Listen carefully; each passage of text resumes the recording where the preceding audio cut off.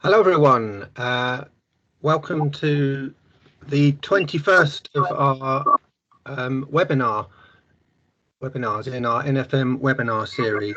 Hi, I'm Gerard Stewart. I'm the communications coordinator for the NFM research program, and today we have Dr. Maleki Badjana,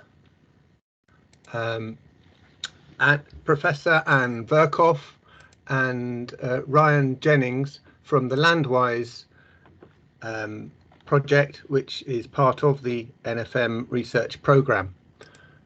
Sorry, I'm having some trouble with my slides.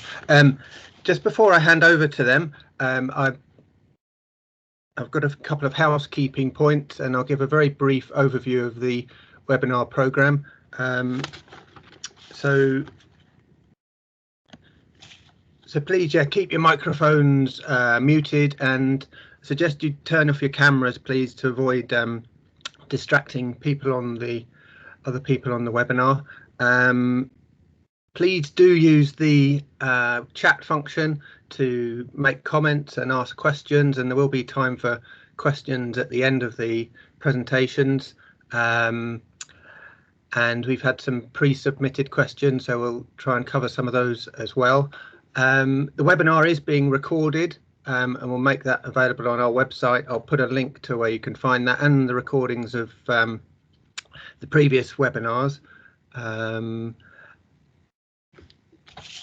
So that should be available later today.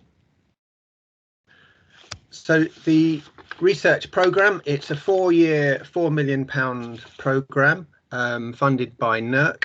And we're carrying out novel environmental science to improve our understanding of natural flood management, where possible, including quantification.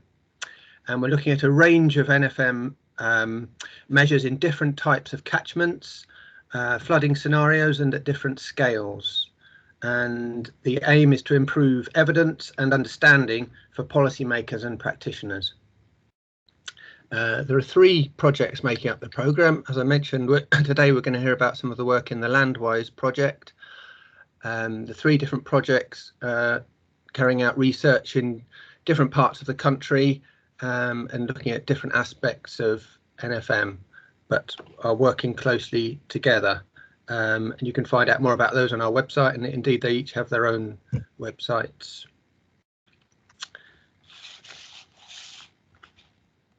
Partnership working is absolutely essential to the success of our work, and we're working with a wide range of partners, as you can see there, and I'm sure that will be something that will come up in the webinar.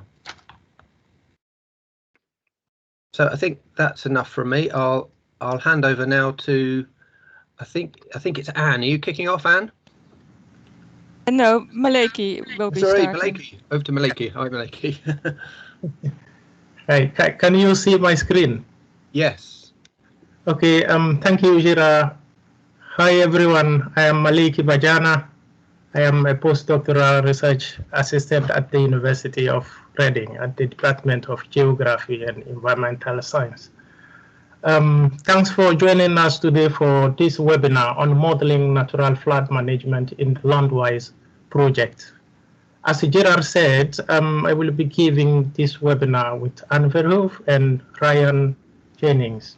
Actually, this work is part of a collaborative research within the work package 4 that involves many people who are not here.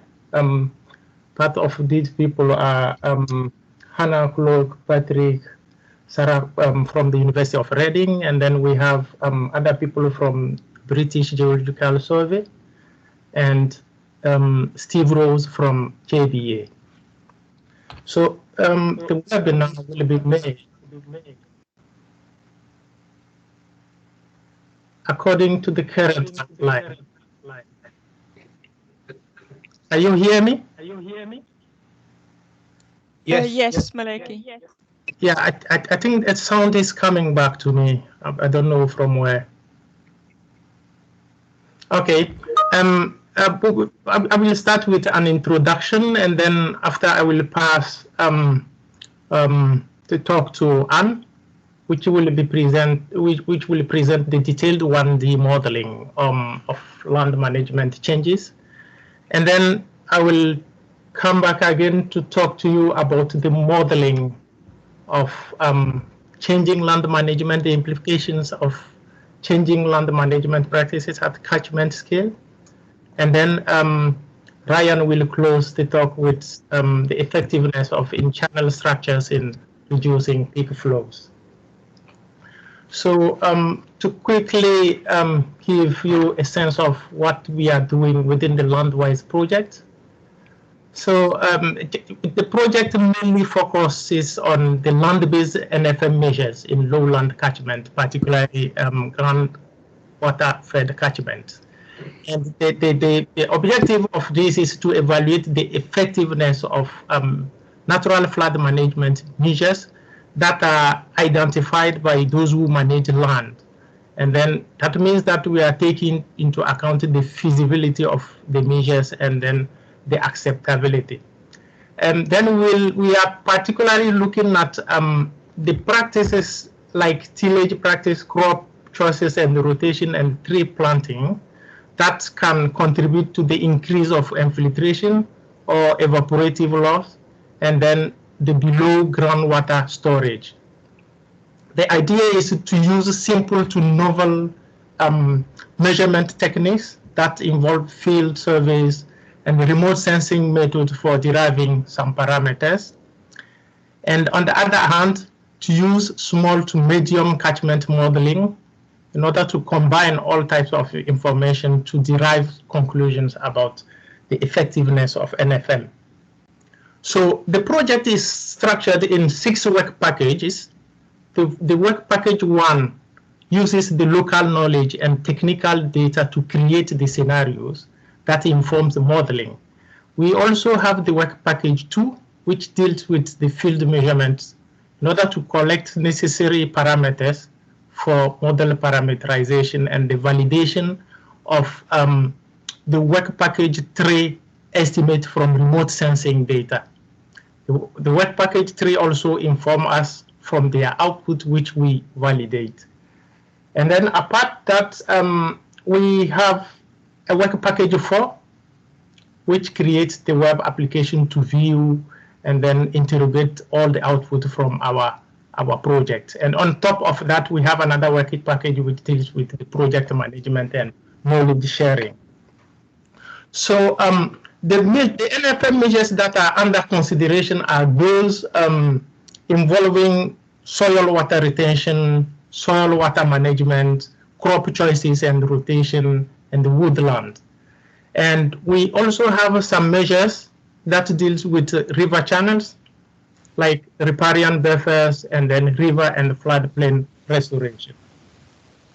So the modeling, for the modeling, we have 3 types of modeling. We have field scale modeling, and then we have small to medium catchment modeling and large catchment modeling at the end. So because we are dealing with some catchments that has, those catchments have complex hydrology involving different processes, whether at the land surface level or at the groundwater level, we are using a pragmatic approach that consists in linking different models. For instance, at the University of Reading, we model the land surface processes, and then we inform the BGS groundwater models with our recharge and other outputs from our land surface processes modeling. And then there is other models that deal with fluvial modeling and then soil water modeling. Then all these models couple together and then simulate the flow in the river channel in order to assess the NFM effectiveness. So the catchments, the study areas is within the Thames Basin, and then within the Thames Basin we are focusing on the Pang catchment, the Loddon catchment, and then the Upper Thames. For the Loddon catchment, we are specifically modeling the Blackwater catchment, which has Whitewater, Hard, and Blackwater itself as the tributaries. So that being said, I'm going now to talk to Anne, which will be presenting the field scale modeling. Yes, thank you, Maleki. So yes, I will be carrying on with the field scale modeling, and really the main aim here is to unpick what the optimal combinations are of soil type, land use, and soil management, and how we can thus reduce the likelihood of flooding. So the main method is to use multi-year simulations using the one-dimensional SWAT model, which stands for soil, water, plant. And on the far right, we see all the processes that this highly detailed, highly process-based model will be modeling for us. So the inputs we need are detailed weather data, land use data, so for example, crop type and rotation and tillage type, but also very importantly, we would need to input the dates of sowing and planting and harvest. We need various inputs on the crops or on the vegetation. So how much leaf area is there? So how lush are the crops or the woodlands? And very much so we need to know about the soils, about the soil properties, and I will be getting back to that. So next slide, please, Maleki. So as I said, the model inputs, the first focus here is on the PAN catchment, and I've used 9 years of daily weather input data. And the plan is, or what I'm going to show you, is the comparing and contrasting of various land use types, so bare soil, permanent grassland, and different woodland types. Now the inputs we need for the model are the leaf area index, and we see some examples of the leaf area index on the bottom left. So the higher the values, the more leaves there are. And this is as a function of the development stage of the different vegetation types. And on in the middle plot, we see the root density profiles that have been used in the model. So the root water uptake obviously affects the evapotranspiration and the soil water stores, and the leaf area index will affect the interception. So if we move on to the next slide, please. So focusing on the PAN catchment, then we see a large number of soil associations, as we call them, in the PAN. And within these soil associations, we have a number of key soil series, which we see on the right in the table here. And I've picked 5 soil series here that are most prevalent in the PAN. And I'm going to talk a bit more about them in the next slide. So here we see these profiles. So we see various layers. If we look at the far left, we have the ANDOVER soil, which is a freely draining shallow soil. So that's only 50 centimeters deep, and then under that we have chalk. And then we have various other types of soils, also some of them freely draining, but on the far right we see the WICKHAM soil that is very slowly permeable, so much clayier, but it's a rather deep soil compared to, for example, the ANDOVER and the Frilsham soils. So the net map soil information we have for each of these series will tell us how susceptible these soils are to runoff, but also what their bottom boundary is. So do they have drainage, or are they in contact with the groundwater table?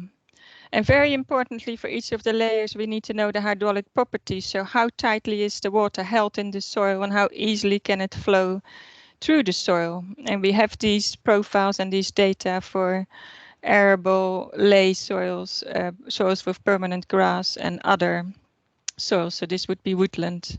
Next slide, please, Maleki. Now let's look at some of the outputs then of the model. And what we see for all the plots I'm going to show you, or most of them, we see the different years on the x-axis. So we have the 9 years there starting with 2011.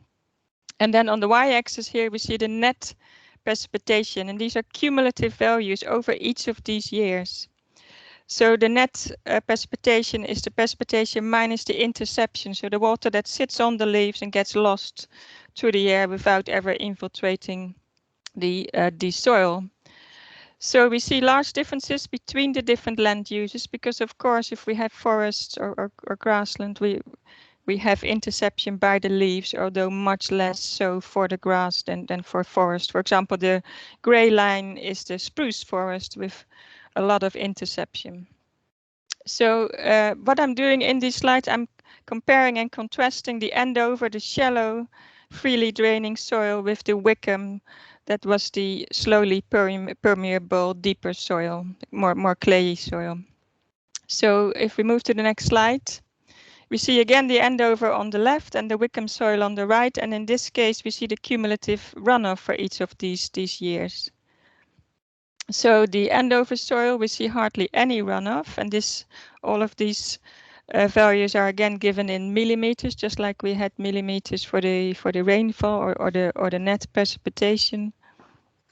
And then we see on the right, we see the WICKHAM soils, where we see more runoff, and then we also see a clear difference between the different land use types. So, for example, the bare arable soil in the dark black line has more runoff than, let's say, a soil, the same soil type, so the WICKHAM soil, that in this case, in the model, I've put a spruce forest on top of that soil. This is the gray line. And then we see the various other forests. Thank you. No, that's fine, Maleki. Thank you. Next slide. Now, so the runoff was relatively small, but a very large output. So the precipitation or the net precipitation was a gain term. But a very large loss term is, of course, the evapotranspiration, the ET. So we see the cumulative values of that here on this slide. And on the left, for the Andover soil, we see clearly that the largest ET is for the light blue line for the permanent grassland, and the lowest or the lower values generally for the forest, but also for the bare soils, because of course the bare soils doesn't have any transpiration, it doesn't have any roots. And now, interestingly, on the right-hand side, for the deeper, slowly permeable WICKHAM soil, we see similar values, so cumulative values, but a different order between the land uses. And this all has to do with the hydraulic properties. How tightly is the water held, and how easy is it for the water to flow, and how easy is it for the roots to take up water from these soils. So next slide, please, Maleki. Now, of course, this has all implications for the recharge. So in the context of flooding, we've seen runoff, so that was relatively small, but still important, and will be perhaps larger for some of the other soils and for some of the other land uses that I still will be looking at, for example, crops. But recharge, of course, is what channels water through our groundwater stores. And we see large values here, in particular for the wet year of 2014. We see very negative, so low values, which means actually that it's a large cumulative loss. In this case, the recharge is negative. And again, for the forested runs, we see smaller negative values, so less recharge, so less water coming to our groundwater and perhaps ultimately to our rivers. Now, the difference between the two soils here is less. For various reasons, again, to do with root water uptake. I'm not going to dwell on that. The next slide, please, Maleki. And now finally, this will have implications for the change in the storage of moisture in our soil. And again, of course, this is important in the context of flooding. So here we see the cumulative soil moisture storage.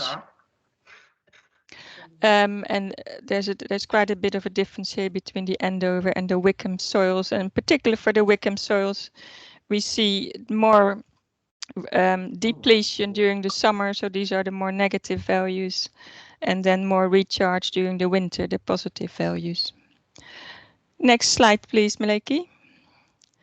I'm going to drop over this one, skip over this one, in the interest of time. So if I can have this, thank you. Yes. Now, some of you asked about indices, or that one could use to look at how susceptible soils are to flooding. And one of them we can also get from this SWAT modeling. That would be how much storage capacity, so how much water storage capacity, how much room is there still left in the soil at any moment in time to take in floodwater. So here we see the day of year on the x-axis, the soil moisture storage capacity on the y-axis. And then we see that for 4 different years, this is now the Coombe soil profile for permanent grass. So we see how during the winter, the soil moisture storage capacity is generally low, so there's more likelihood of flooding or higher likelihood. And in summer, we see much lower values, higher values, should I say. Although, for example, for the year 2012, we see that even in summer, we have very low, so this is the red line, we have very low storage capacity, which is, of course, not a good thing in terms of flooding. So I will finalize here now with my conclusion slide, Maleki. So what I can say so far is that the effect of a change in land use types on the water balance fluxes generally is larger than the change in hydraulic properties, and I couldn't show you all of the detail there, but this is what's coming out. But there's a very strong interplay between the hydraulic properties and the land use type, and that's a complex interplay. The above ground properties, such as leaf area index, are just as important as the below ground properties. So we often think about the soil properties, but we also need to think what's happening with the leaf area index and so on. Historic land use is important. So are we going to put a forest on a soil that has previously had crops growing on them or previously had permanent woodland? That will make a difference because of the hydraulic properties being slightly different.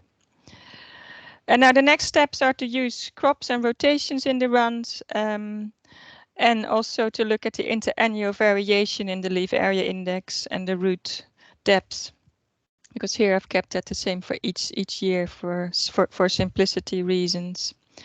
And we're also going to refine the modeling using Work Package 1 and Work Package 2 farm level data, and carry on with further model sensitivity and uncertainty studies.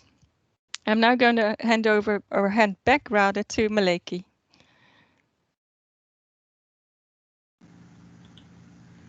Thank you, Anne. Now, the small to medium catchment modeling. Because we are dealing with small to medium catchment, I mean relatively large, one of the important questions is the modeling framework we are using to assess the NFM consistent or not? That is an important question we wanted to address before moving forward. And this slide shows somehow, the general framework of our modeling for NFM assessment. So we started first by assessing the framework, the consistency of our modeling framework. So to do that, we started with preliminary investigations by analyzing the river flows, the groundwater levels using statistical techniques. And then we use some lump model also to model the catchment of interest in order to have an overview of the hydrological systems of these catchments. After that, we move to the identifications of the models that can simulate sufficiently the effectiveness of NFM. It is important to highlight that by consistency, we mean the consistency in terms of the data we are using to model the NFM, the consistency in terms of the model structure, whether the models we are using are able to simulate the hydrological processes that are related to NFM in our catchments, and then consistency in terms of uncertainties. So then we identify these models and move to the modeling. So in terms of the data we are using, we made use of different data sets, or at least the available data sets. For the rainfall, we use the data set from National River Flow Archive, which are, in addition to river flows, we have the average rainfall of the catchments. We also use the data from Met's office and Environment Agency rainfall stations. For the climate data or the weather data like temperature, relative humidity, solar radiation, and wind speed, we use the data from Reading Meteorological Station, which is the only available closest stations within these catchments. And then for the elevation models, we use different DTM in order to assess the impact of the resolution, DTM's elevation resolution on the model output. We use the CEH land cover map, but for the soil grid, we tested two data sets. We tested for the soils, we tested two data sets. We tested the NatMap soil data set and then the soil grid data set. So based on that, we set up different models, and then we analyze the output and compare different models before deciding whether we can move on for NFM assessment or not, which means whether the model is able to assess the NFM. So once we have a consistent framework, we move to NFM assessment. For NFM assessment, we do it by testing scenarios. How we define these scenarios? We define these scenarios in two-dimensional space. Of course, we have the scenarios from Work Package 1, especially the land and soil management scenarios, but their implementation in the model is done within a two-dimensional space. So on one axis, we have the land use, and then on other axis, we have the soils. So we start by testing extreme scenarios which are in general unrealistic, like having all the land cover as forest, or all the land cover as grassland, or all the land cover as agricultural land, and then all the land cover as sandy soils or clayey soils. Then this is, for instance, our reference map, and then we model these extreme scenarios which are unrealistic, and then after that, we try to move within that space the parameters of our models in order to have some realistic scenarios. So for the modeling, we have started with the SWAT model, which is mainly used within the project, especially the land surface processes modeling. And the SWAT model is a semi-distributed physically based model, which works at 3 aggregation levels. The basin, which is disaggregated to sub-basins, and then subsequently to hydrological response units. So it simulates most of the processes like the evapotranspiration, the interception, the infiltration to the soil, the percolation to the aquifer, and then the recharge to deep aquifer, the return flow, and so on. It has 2 aquifers, one shallow aquifer which is unconfined, and then another deep aquifer which is confined. In general, the deep aquifer does not contribute to the river flows within the catchment. It is lost outside the system, but the model can be turned on in order to activate it so that it can contribute or not. So for this webinar, I'm going to mainly focus on the preliminary result we have on the Blackwater catchment, which is part of the Northern catchment. Because currently we have other models set up that are still running. So on the Blackwater catchment, we have the white water, we have the hards, then the Blackwater itself. So we set up our model with 5 outlets, which are 5 stream gauging stations. So on the white water, we have 2. We have white water at Large Farm, and then white water at Holshot Farm. On the Heart, we have only 1 at Bramshill House, and then on the Blackwater, we have 2 stations, 1 at Farnborough, another one at Swallowfield. So in general, it is more or less a complex catchment because it has upstream here the chalk, and then here on the green part, it has the clay, and then some sandy soils there with other soils that are a mix of sand and clay. It has an area of 358 square kilometers.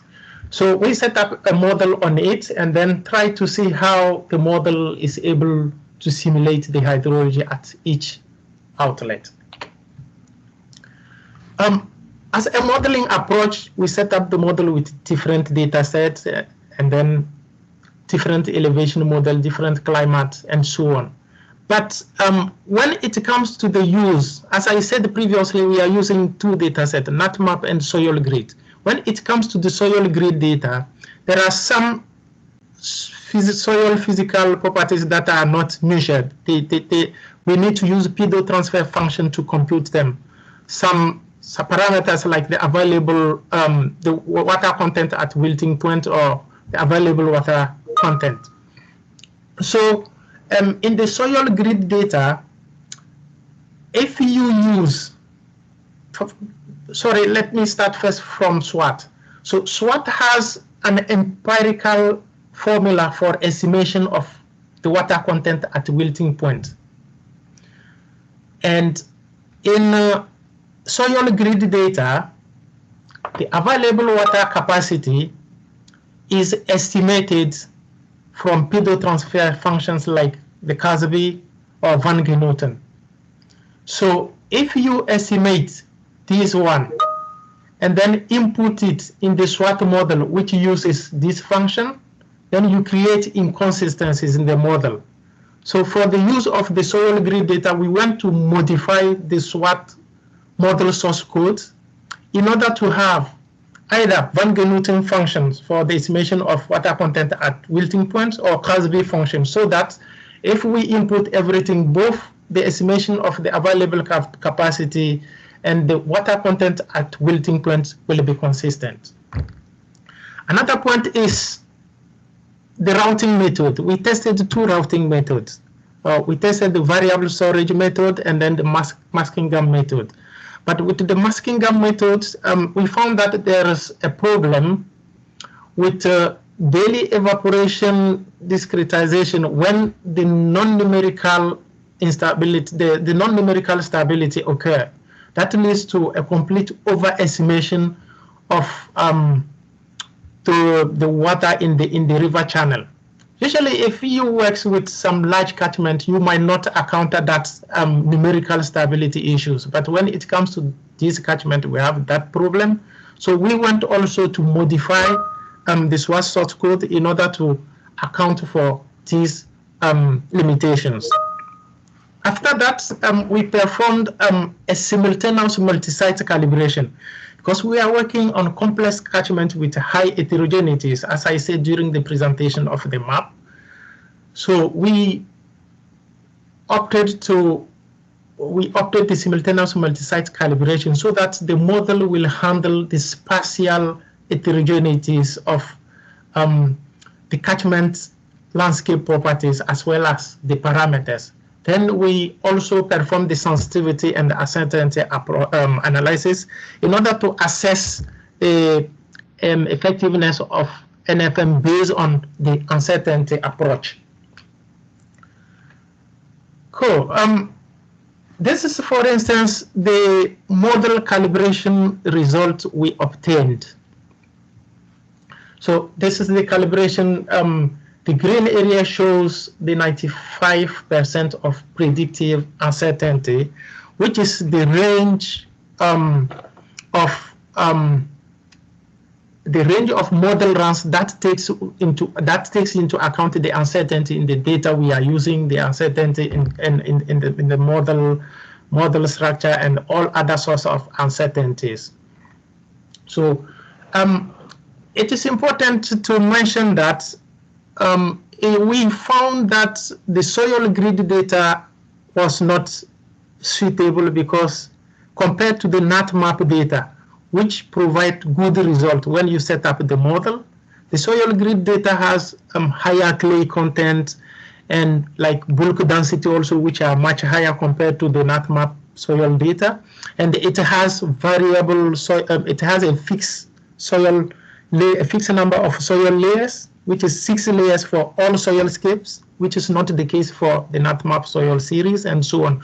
So it was completely giving some results that are not reliable, but the responsiveness of the model suddenly changed when you use the NatMap product, which we found suitable for simulating the hydrology of this catchment. So in general, we can notice that there are some underestimation of peak flows at for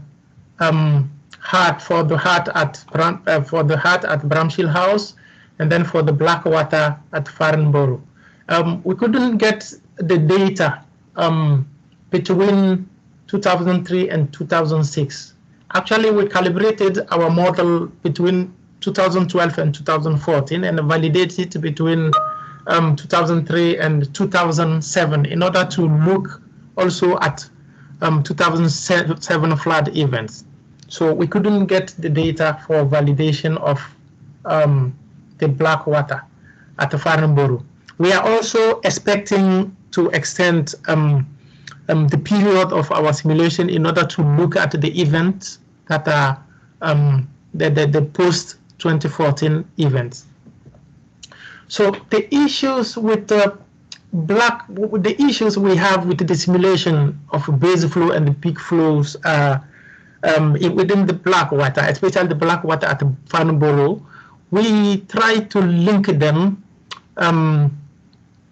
to a number of pressures that are within the catchment. For instance, EA document states that there are some effluent discharge from sewage treatment, water sewage treatment plant within the catchment, which are not taken into account.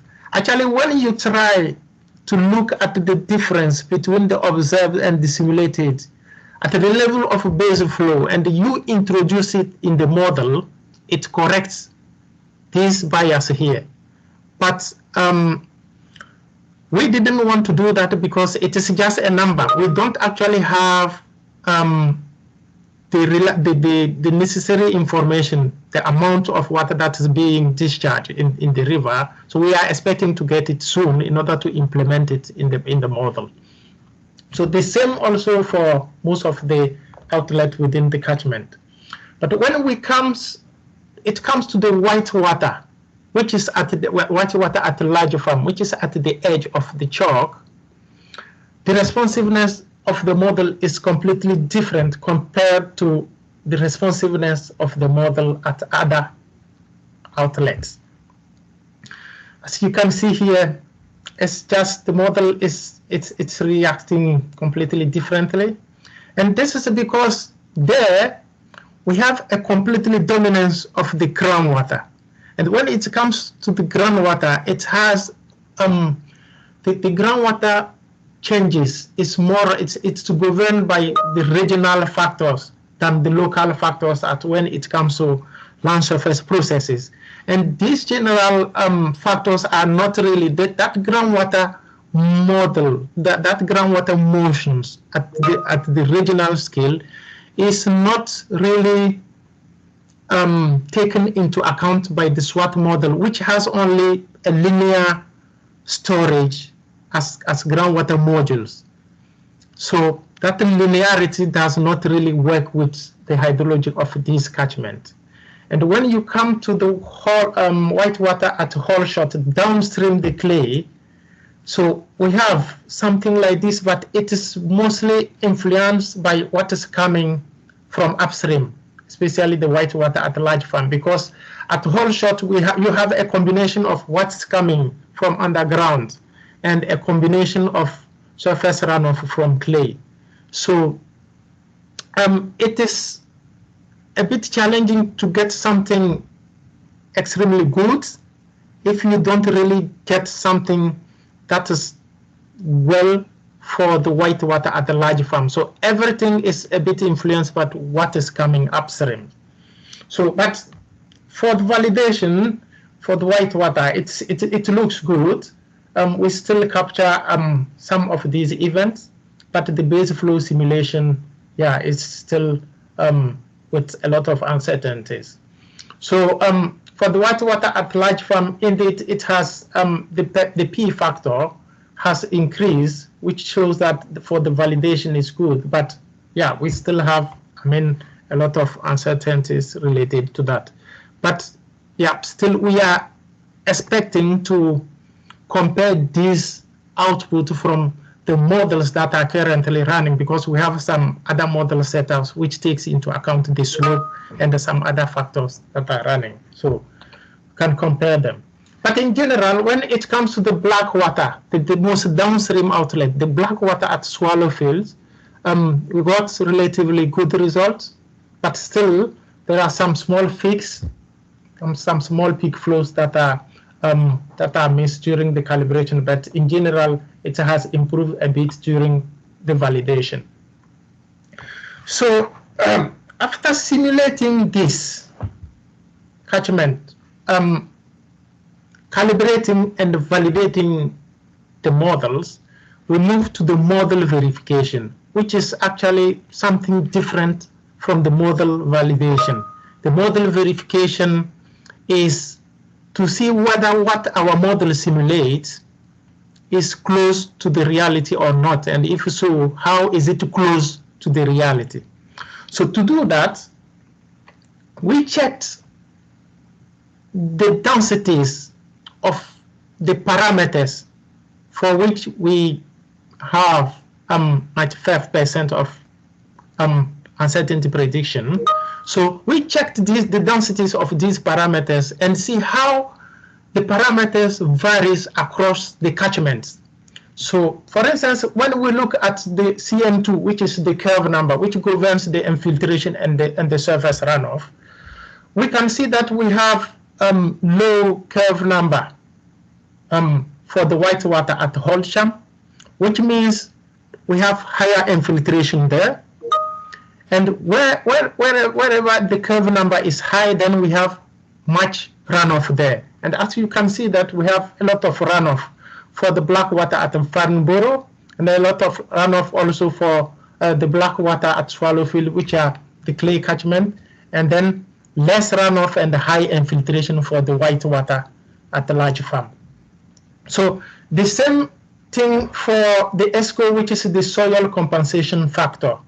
And it's just important to mention here that when the ESCO is reduced in values, the model is able to extract more for evaporative demands from soil layers. And as you can see here, we have something here, something that is completely different when you compare the whitewater at large farm and other catchments.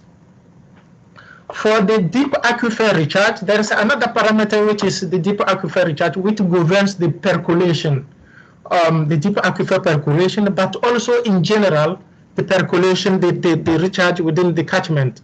As we can see here, the recharge is higher on the chalk, the whitewater at clay, and then less recharge on other catchment, especially at Blackwater at Farnborough, which is catchment which has the clay and which is very much urbanized. So for the groundwater QMN, this is the threshold depth of water in the shallow aquifer required for return flow to occur. So after checking the densities of the parameters, we also went and checked how some processes varies in space and time. So this, for instance, the spatial variability of surface runoff generated within the catchment, and then this is the groundwater recharge. As we can see, we have higher runoff on the clay part of the catchment, and then high recharge on the chalk part. So, and this occurred in the extreme event and so on. I think I had a sign from Gerard that I'm facing the time limitation. So after verifying the models, we went and tested some unrealistic scenarios, I said previously. So we tested only 2 unrealistic scenarios. The scenario 1 is all the land cover is converted to deciduous forest except water and the urban areas. And the scenario 2 is that everything is converted to cropland. And as we can see here, we have a reduction of peak flow from 0 to 56% at Swallowfields, and then from 0 to 59% at Farnborough. But one important thing to notice, one important thing that we have noticed here is that most of the important changes occur with the small event. For the large event like this, the changes is only 10 to 14%. So this event, it is said that they are 2 to 5 years return level, return to 2 to 5 years return event, but most of the changes are for this small event. So the same thing has been noticed on the chalk part, on the whitewater at the large farm, whitewater at Holshot, and then for the heart at the Bramshill House, where you have changes ranging from 1 to 68% for the whitewater at the Bramshill House, and then 5 to 60% for the whitewater at the lodge farm, with a median reduction of 22%. So for the second scenario is all the land cover. I mean, the remaining vegetation, because we already have the cropland, the remaining vegetation is converted to agricultural land, so that everything is agricultural land except urban areas and the water.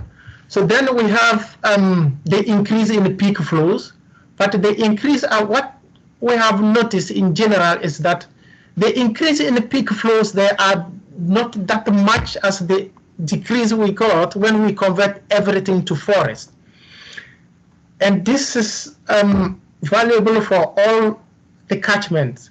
And the justification behind this is that actually when you look at most of the catchment, especially for the whitewater, where you have the land use for the whitewater at the lodge farm, most of the land use is agricultural land, and we have only few which is forest, which is vegetation. That's why when you change it, it doesn't affect that much the changes in the peak flows that are observed within the catchment. So as a partial conclusion and outlook, modeling the NFM in selected catchment is challenging due to the complexity of the hydrological systems of this catchment, and it needs a specific modeling framework to do that, and then it needs also some the necessity to take into account some processes, some internal processes within the catchment. And as part of our outlook, we are expecting to integrate additional data and then compare this modeling result with the current model setup that are running. And then after, we will test some NFM scenarios that are more realistic, like crop rotation and so on, that are collected from farmers in the interviews. So I will pass the talk now to Ryan to present his work on the effectiveness of NFM in channels. Thanks, Maleki. Yes, I think I'm going to have to rush through, but I'll try and give like a whistle-stop tour of how we implement some of these specific NFM measures within some of our two-dimensional models. So I will skip over this one. Maleki, if you can move to the next one, please.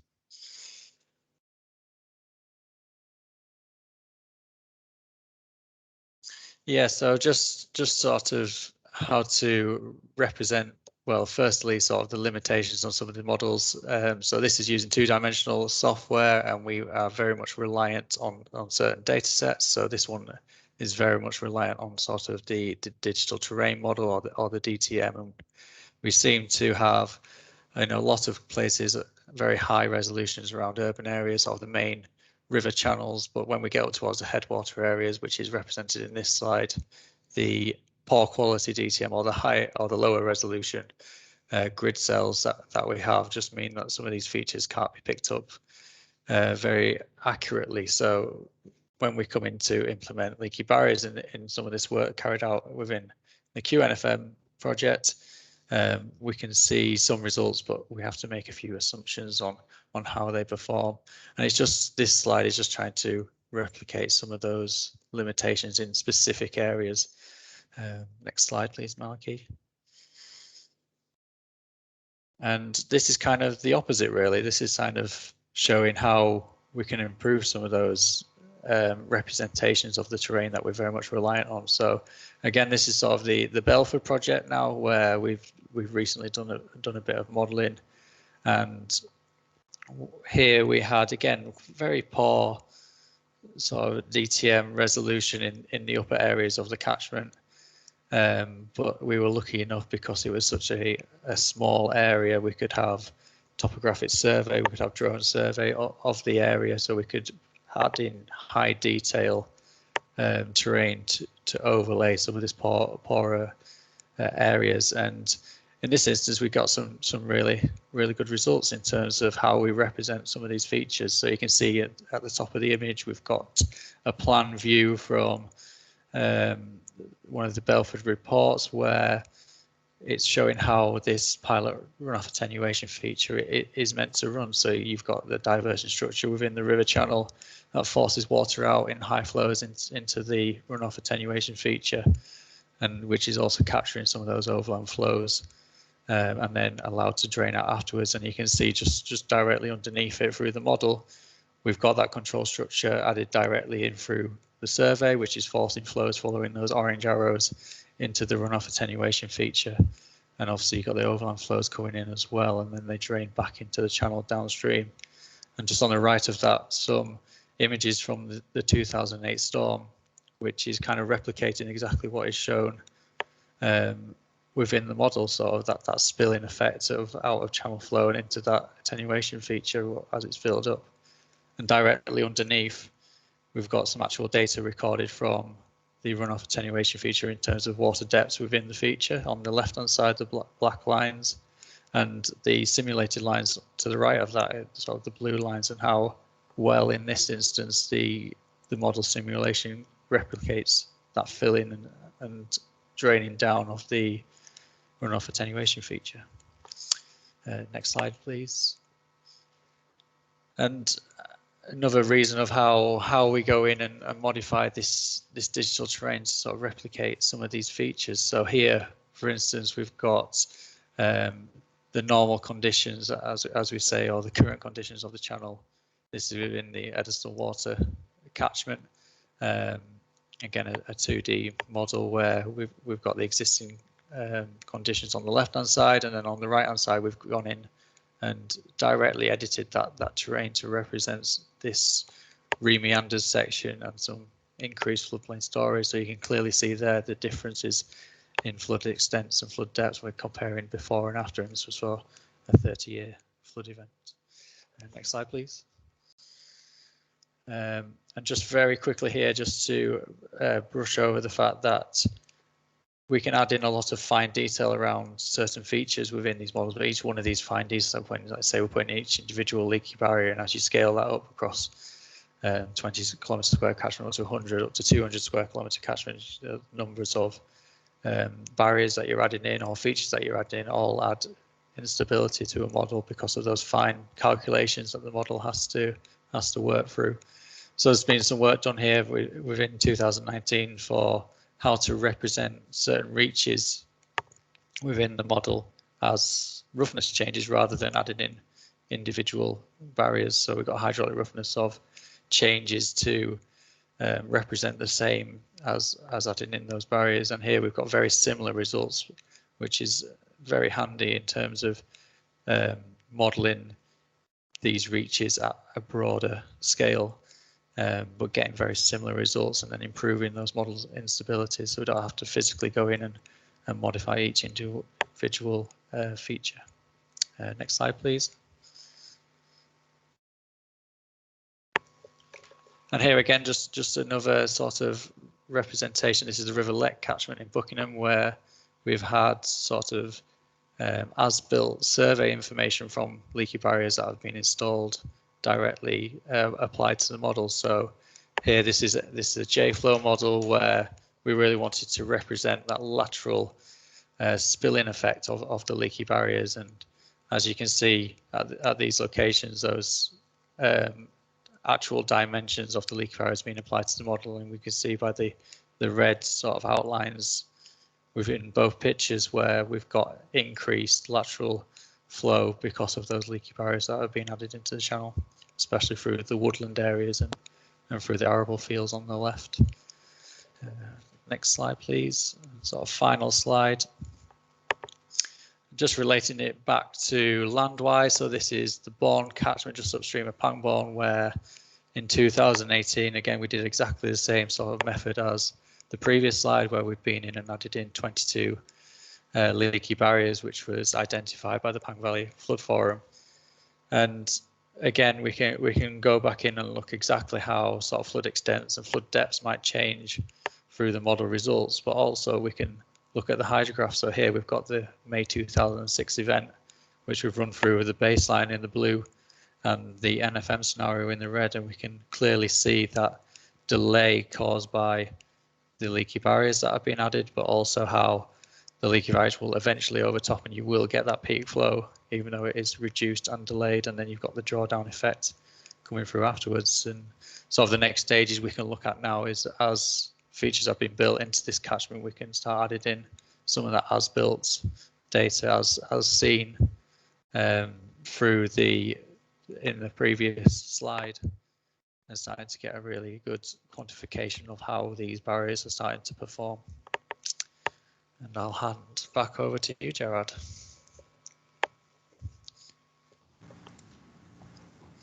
Thanks all. A very comprehensive description of your work. I'm afraid we've pretty much run out of time. I see Anne's answered quite a few questions in the chat, so apologies we haven't got more time to answer questions, but if you get in touch with Anne, Maleki or Ryan, then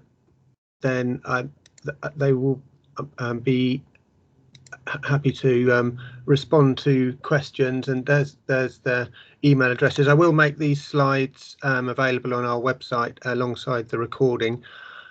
So just to conclude then, if you have got any feedback, do get in touch with us. Oh, sorry, that's gone to the wrong one.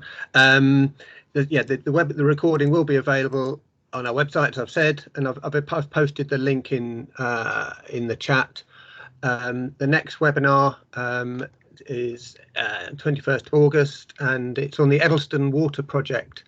So looking forward to that one. You can sign up for free via the link on our website. And if you sign up for our newsletter, again, I've posted the link in the chat, then we'll keep you up to date on upcoming webinars, as well as our news on how our research is progressing, as well as news on partner initiatives. And if you've got articles you've got ideas for articles, do get in touch. So thanks very much for joining. Thanks to our three excellent speakers, Maleki, Anne and Ryan. And we'll conclude there, and hopefully see you at our next webinar. So thanks again, and good afternoon. Thank you all, and thank you, Gerard. Thank you. Thank you.